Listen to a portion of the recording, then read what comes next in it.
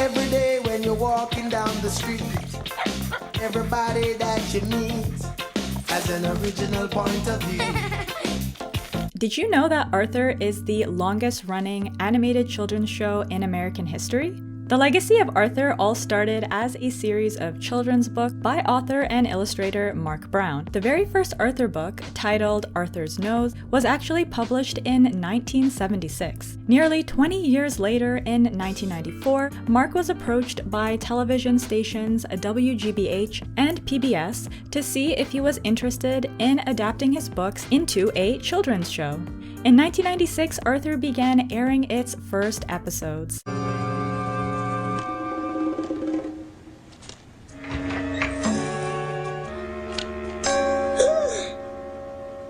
Me. Why? Shh! It's about our lost brother. The show quickly became popular among children, teachers, and critics. A quarter of a century later, this award-winning family favorite is now nearing the end of its iconic run, with its farewell season set to air in the winter of 2022. I personally really loved watching Arthur. The show premiered when I was in preschool, so that means I was part of that first generation of kids who grew up watching the show. Arthur is a show that has amassed a huge fan base over the course of its 25-year run. But what was it that helped the show go on for so long? Well, in this video, I'm going to share 5 reasons why I think Arthur became the longest running animated children's show ever. Welcome to Dial Up Digest. If you want to watch videos all about TV shows from the 90s and 2000s, subscribe for new videos every Thursday. So let's get right into talking about the world's favorite anthropomorphic artwork.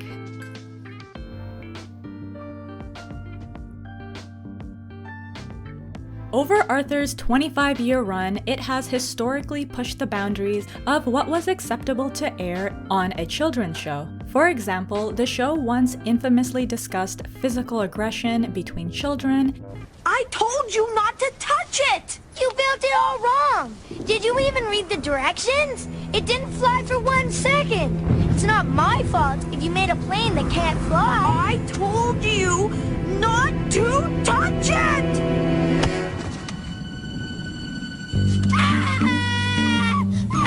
And it also introduced kids to swear words. DW, are you listening to me? In addition to discussing anger management and cursing, Arthur also covered much more polarizing topics. In 2019, Arthur aired an episode called Mr. Ratburn and the Special Someone, which featured a same-sex marriage between Mr. Ratburn and another character named Patrick. While this episode was not the first time such a union was represented in children's media, the episode nonetheless gained controversy. This is because the episode was banned in the state of Alabama. Despite the bad press, the episode blew up Twitter with fans raving about the unexpected twist. Another time Arthur was controversial was when it took on discussing racial inequalities in America. In 2020, an animated short called Arthur on Racism, Talk, Listen, and Act was made in response to the George Floyd tragedy. I gotta call Buster. Hey, Arthur. Hey, Buster. Did you see that video? Yeah, I just watched it. It was awful. I can't believe someone would be hurt like that, just because they're black. Racism is so unfair. No one should ever judge someone by the color of their skin. By presenting such polarizing topics in an age-appropriate manner, Arthur allowed kids to become engaged with these highly opinionated conversations. Whether or not kids should be aware of such topics is up for debate, but regardless, Arthur was one of few shows that helped lead the way for more hard-hitting and inclusive children's programming.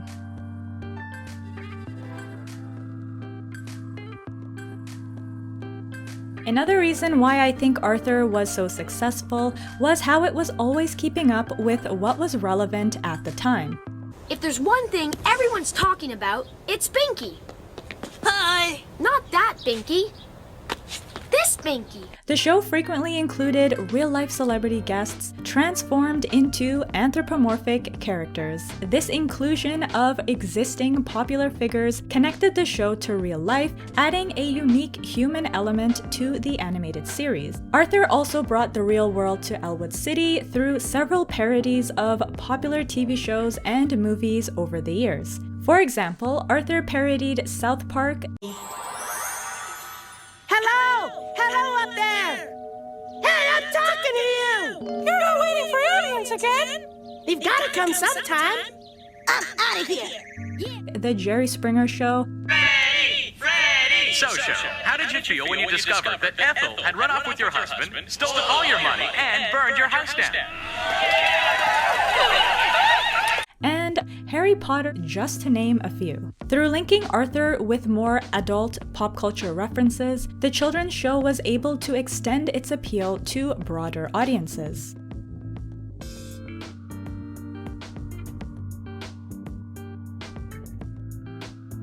While watching Arthur, I found it easy to forget that at its core, the show was really an educational children's show.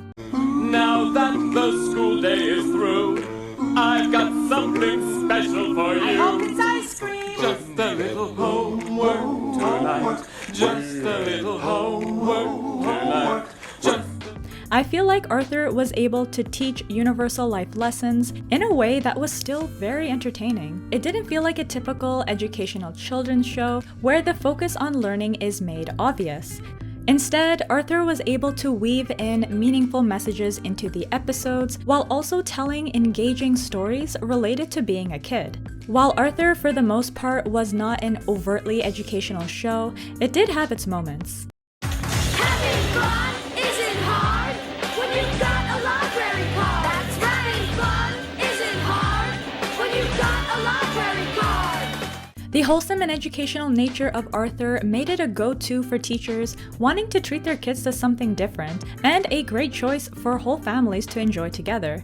In fact, because Arthur had many teachable moments, it could easily be used by teachers as springboards to start difficult conversations with their kids. For example, the show talked about conditions like diabetes, asthma, cancer, and autism spectrum disorders. Asperger's syndrome? Yeah, that was it. My uncle has Asperger's. Here's a picture of him. Professor Keith Powers wins Crown City Physics Prize. Wow. Is he a genius? Sort of, but he has a lot of trouble being around other people. Why? His brain just works differently. If any of these conditions occurred within a child's social circle, after watching an episode of Arthur, a parent could use that opportunity as an easy way to transition into an important conversation.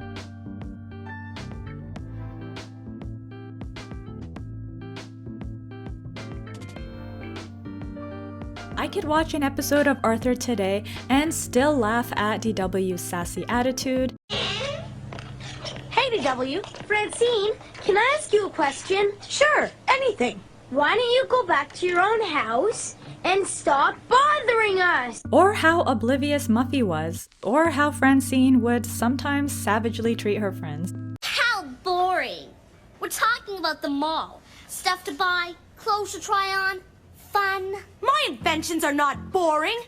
Without lights, you'd have to shop in the dark. Oh, sorry. I guess you already do. For me, Arthur is one of few children's shows where the comedy still holds up pretty well. The fact that I still find the show funny is probably owed to the overall more mature tone of the show compared to other children's shows. Another bit of precious childhood magic transformed into a crude Pavlovian system of behavioral reinforcements. Wow, that's awesome. In recent years, Arthur's rise to fame on social media, particularly in the form of creative memes, shows how many other fans also seem to appreciate the timelessness of Arthur. You can bet that after Arthur stops airing new episodes, the legacy for the show's cleverness will continue to live on online.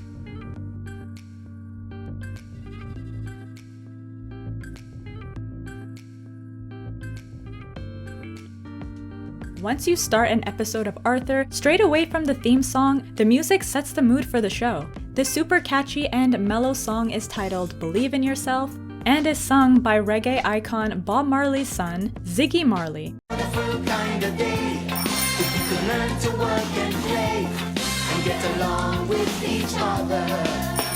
You got to listen to your heart, listen to the beat, listen to the rhythm of the street. The use of smooth reggae-style music in Arthur makes it stand out against other children's shows with more juvenile intros. Aside from Arthur's theme song, throughout the show, the incorporation of music proved to be an eclectic mix. For example, in Arthur's 4th season, multi-Grammy award-winning cellist Yo mama says he's coming. Yo, ma, dear. and the famous jazz musician Joshua Redman teamed up to teach a lesson on music. Even the characters on the show expressed their own unique interests in music. Who could forget Arthur's obsession with the psychedelic duck opera The Love Ducks? No, they're kind of fun. The colors are really cool, and the music is weird, and it makes you feel happy. You watch The Love Ducks? Or when DW was hung up on Crazy Bus. Not only was music a memorable part of the show's storylines, the background music also had its own significance. This is spinach, and I hate spinach! I think the musical element of the show really helped to create a uniquely Arthur experience. For instance, when you heard you knew a daydream was coming, or hearing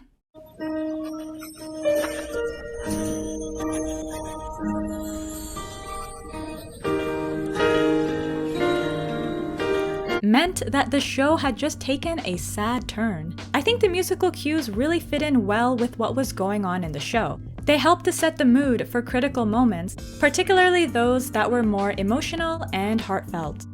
You have to be a friend of Wilbur's to join. That's the rule. Friends only. But I'm your friend, aren't I, Arthur? It's for Wilbur's friends. Oh. Therefore, I believe there are many different factors that contributed to Arthur becoming the longest-running animated kids show. It discussed controversial topics, stayed relevant through incorporating pop culture references, was enjoyably educational, had sophisticated, witty dialogue, and had a refreshingly unique composition of music. In short, I believe this beloved children's show ran for so long because it was a perfect mix of education, creativity, and fun. Arthur was able to capture and hold the attention of multiple generations of kids in a way that no other show has. While the unprecedented run of Arthur is sadly drawing to a close, you can be sure that its legacy and our own memories of the show will last. But they couldn't have done it without me either. What do you think contributed to Arthur's success? And what was your all-time favorite Arthur moment? Let me know in the comments down below. If you liked this video, I'd appreciate it if you could give it a thumbs up and subscribe for more. You can also find me on Instagram and TikTok at dialupdigest. Until next time, my friends, dialing out.